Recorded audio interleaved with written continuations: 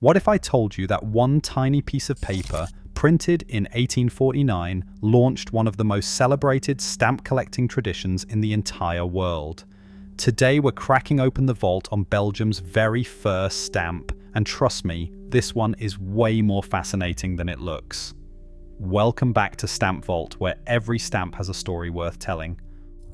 On July 1st, 1849, Belgium joined the postal revolution with its very first adhesive issue. Known to collectors simply as the Epaulettes, this classic stamp gets its name from the prominent military shoulder insignia worn by King Leopold I in his portrait. The issue is strikingly simple, consisting of just two denominations, a 10-centime brown and a 20-centime blue. Looking at these small imperforate rectangles, it is easy to underestimate their visual restraint. Yet, in classic Philately, being first always matters, transforming these simple paper slips into foundational treasures of European history.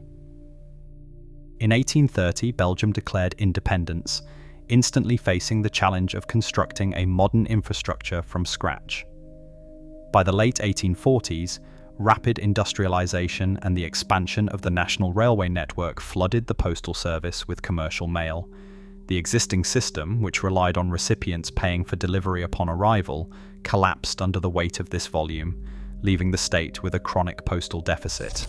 To curb these losses, King Leopold I signed a postal reform law on December 24, 1847, introducing the concept of prepaid delivery.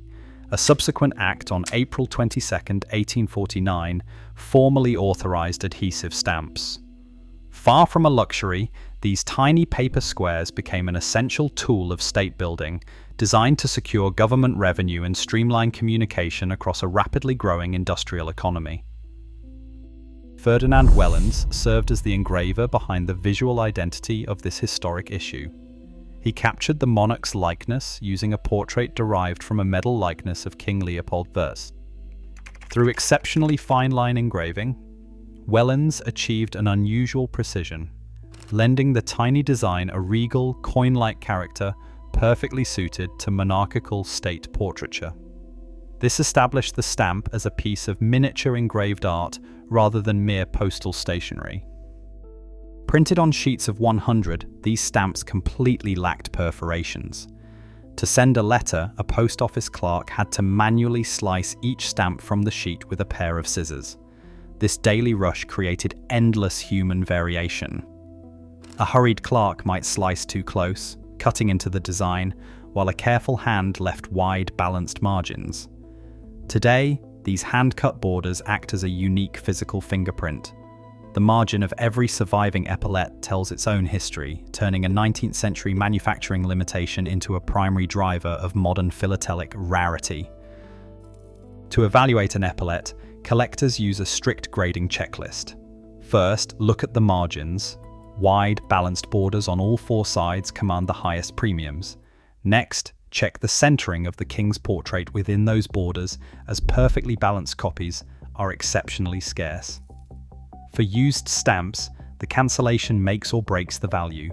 Heavy, ink-clogged postmarks obscure the design, while light, legible circular or barred cancels preserve the details and attract serious buyers. Finally, look for mint pairs or blocks. These remain the ultimate prizes, with pristine, unused multiples ranking among the rarest treasures in European philately.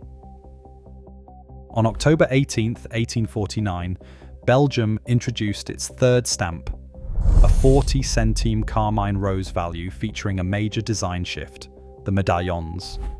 By August 10, 1850, a full new series replaced the original stamps entirely. The prominent military epaulettes of King Leopold I were gone, replaced by a simplified portrait enclosed within a circular medallion frame. This redesign solved a practical post office problem, as the busy shoulder details often prevented clerks from applying clear, legible cancellations. Yet, this change sparked a quiet debate that still divides the philatelic community. Some collectors champion the balanced framing of the medallions, arguing it represents the true peak of early Belgian design. Others remain fiercely loyal to the raw, rugged simplicity of the inaugural issue. While the younger series offers more variety and design refinement, it cannot shake the historical weight of the original. Aesthetic tastes will always vary, but the epaulettes retain a permanent, sovereign rank as the pioneer. That's the power of philately. A single stamp carries an entire era on its back. Subscribe to the channel to explore more classic postal history. Today, the epaulettes represent the ultimate cornerstone of classic European philately, anchoring any serious collection of the continent's early issues. At premier auction venues like Corinfila and David Feldman, these stamps frequently headline major sales.